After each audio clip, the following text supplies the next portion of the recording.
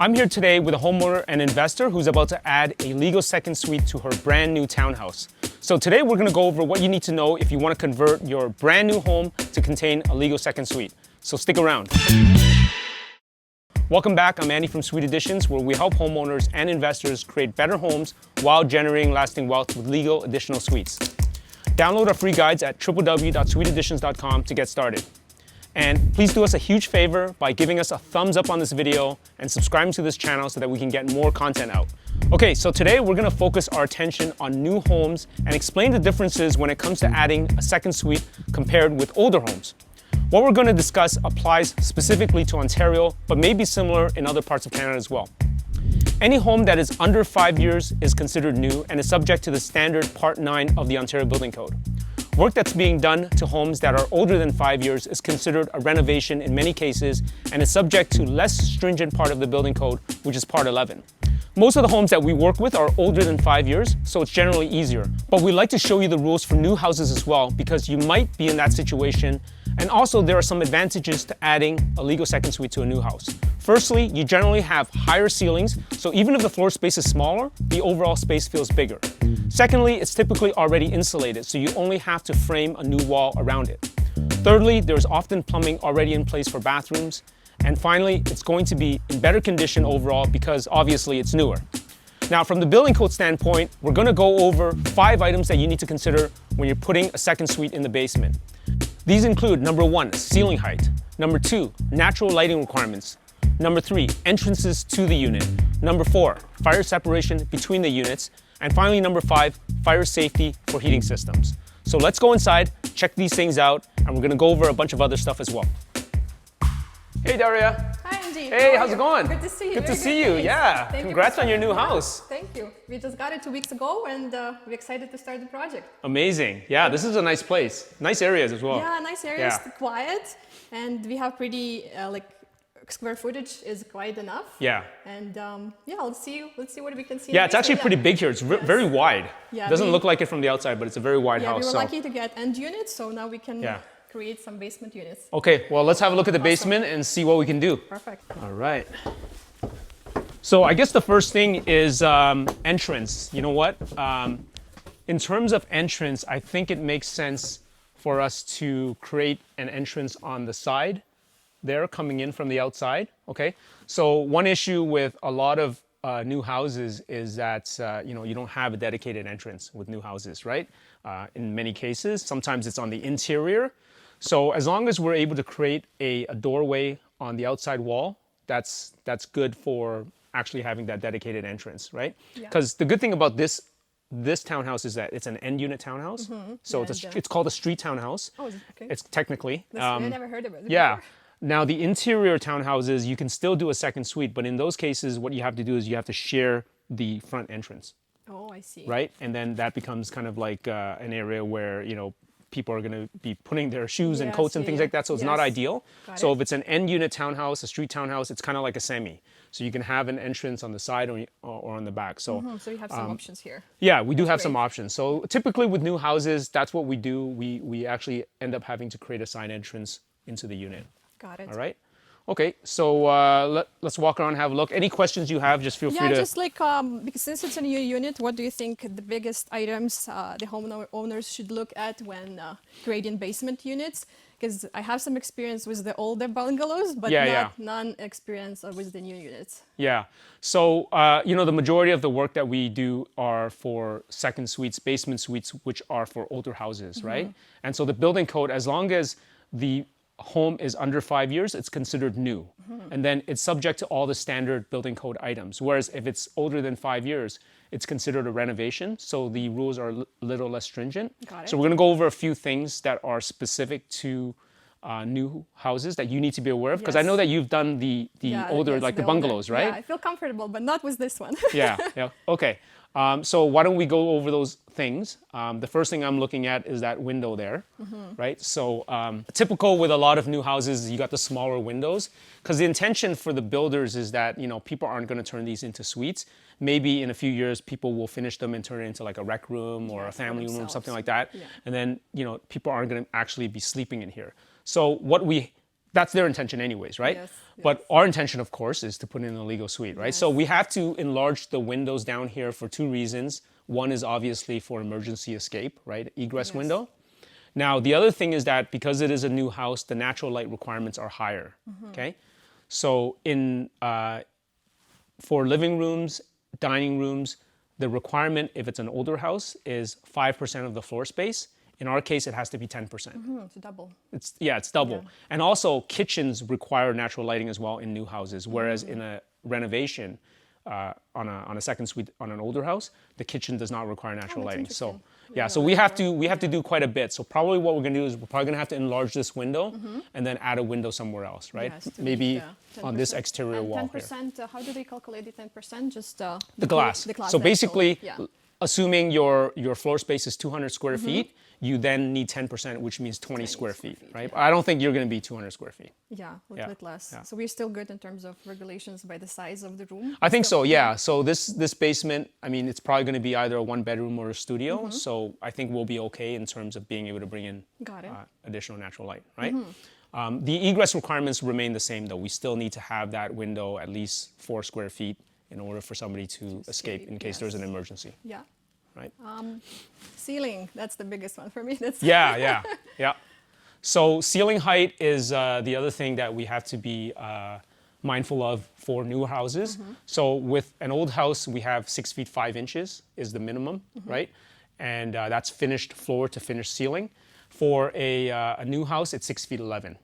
Okay. So we measured this earlier. You do have actually 7 feet 9 inches here, so you're Yeah, good. so we- And even under here, under the beams Yeah. and ducts, you're at around 7 feet. Okay, Mm-hmm. so even with your drywall, your fire rated drywall, you're going to be okay. Still good. It's just that you're probably going to have to butt this right up against it, pretty Yeah, pretty just tight, to be so able that just to yeah, focus you the probably can't level. frame around here. Okay, so we have the beam there, we have the duct work. We measured that earlier as well. So yeah, we got the height. it. We talked about the windows. So some other things. Did you have anything that yes, you? I had electrical panel. Right. So because in the past we did separate electrical panels for Yeah. upstairs and downstairs units. So the question is, am I required to have a separate electrical panel for each unit? You're not required to have it separate.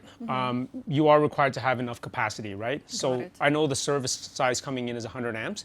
So your electrician has to do the calculations to make sure that everything upstairs and downstairs meets the electrical consumption, Got right? it.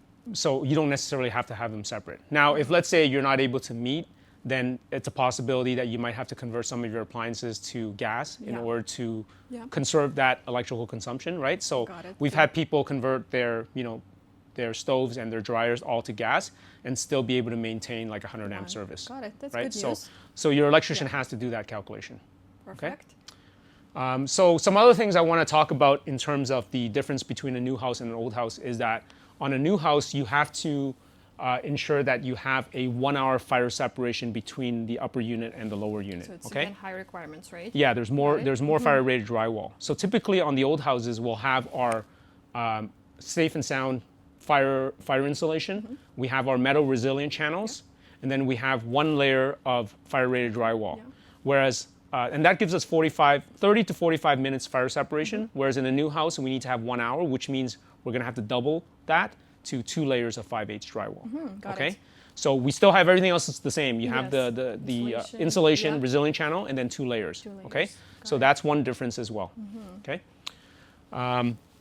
One other thing is that with the forced air furnaces, of course, we're always concerned about potential for fire and smoke to spread from one unit to the Yeah, other. upstairs. Now, in an older house, you're allowed to leave everything as is and just put in an in-duct smoke detector. So it shuts down, right? Yeah, In so case of that fire? yeah, exactly. So Yeah. that it turns the gas supply and the blower fan off if there's ever any smoke or fire in the duct system.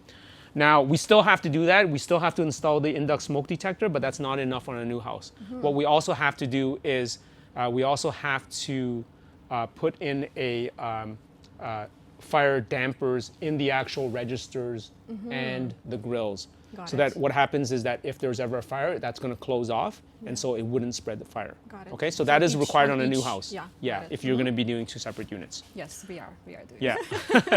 All right. So so there's a few more things that I want to discuss that aren't necessarily rules-based or code-based, but it's things that we need to be aware of when you are doing a conversion of a new house to contain a legal second suite. Okay. So the first thing is a lot of builders, they're not necessarily too keen on the idea of people closing things out right away. Yes. One reason is because if there may be any cracks or any things that develop over the next few years, you're not going to be able to see them with everything's covered up. Okay, so you are assuming some risk there. Okay, Yes. so obviously you want to inspect everything, make sure everything's okay.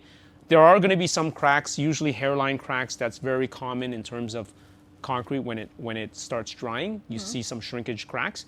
But other than that, if you don't see any major cracks, usually it's not a concern. The other thing that you need to be aware of is that it's probably going to void part of your Tarion warranty. Okay, Got it. so the new home warranty, some of the 1 year, 2 year, and the structural might be voided. So you kind of have to assume that risk. So you have to kind of weigh the risk versus the benefits to see if it's something that makes sense for you. Yeah. Would you Right. recommend to wait like one winter, let's say, for the foundation concrete to settle? Yeah. Or Yeah, that's a good idea. Like if you can have some time to wait, to while in the process of getting permits? So yeah. I mean, it's Very going good. to take a while to get permits Yes. anyways, right? So you can wait to see if any sort of other cracks develop, to see if there might be any water issues, Got it. things like that. Something to be aware of, right? Perfect. Yeah. Yeah, that's a major one for the Tarion. Yeah. The other thing also is that, with new houses, with the concrete drying, they call it curing, right? So the concrete, there's moisture that comes out. So if you finish the walls, sometimes there's concerns about moisture getting inside the walls. And, some homeowners are able to mitigate that with dehumidifiers, right? So they may, Yes. after they put in the drywall, they may have some areas that are open, and then they have dehumidifiers running Got it. to try to minimize some of that moisture getting into the walls, okay? Because there is moisture in the concrete that's constantly coming out over time, okay? Got it. Even, concrete that's been decades old, there's potentially moisture coming out, okay? As you can see, there's existing insulation. So this is kind of good with a lot of new houses, right? You have existing insulation that's already there. All you need to do is frame it out, but obviously, you're going to lose more space. It's always ideal to have the frame stud wall closer to the foundation, and then having that insulated so you don't lose that much wall, especially since it's not a huge space. Yes, to save the space. Yeah, so it's up to you if you want to keep this or if you want to redo this. Got it. Right, but you still need to have R20 insulation. That's a minimum, right? Yep. Okay. Did you have any other questions? I think we're good. Yeah? We explained all the major facts to look at, and we're ready to start. I'm sure you're gonna have more questions as we go, but this is a good it's space. Exciting, yeah, it's exciting projects. Always good to learn something new. So thank you. Yeah, we're always learning. Yes. Thanks very much, Thank you Daria. very much. Yeah. Thank you, Andy. Okay, so we hope you found the tour of this brand new basement and our discussion around adding a second suite to be useful. Any home under 5 years is considered to be new, and the rules are more stringent under the standard part of the building code. In summary, you need to ensure that you have minimum ceiling height of 6 feet 11 inches. You need to have greater natural lighting requirements. Depending on the layout, you may need to create a new entrance to the unit, and you will need greater fire separation between the units. And if you're using a forced air furnace, you would have to have fire shutters installed in the heating supply and return registers. Okay, so we hope that you found this video to be helpful. Are you planning to do a conversion on a new house at any point? Have you completed one in the past? If so, please share your plans and experiences in the comments below, and feel free to leave questions and comments below, and we'll be sure to respond. And if you haven't done so already, please click that like button and subscribe if you enjoyed this content. It really helps us get more content out. In the meantime, keep creating better homes and generating lasting wealth for yourself with legal additional suites. Until next time, thanks again for watching, and we'll see you in the next video. Thank you so much for watching our video. We have a brand new garden suite guide, how to add one to your property. You can download a copy right now for free if you go to www.suiteadditions.com. We cover a ton of stuff you need to know if you want to start building these to create more housing and wealth at the same time. There's also a list of resources that we've identified that you can use. Download your copy now for free at www.suiteadditions.com.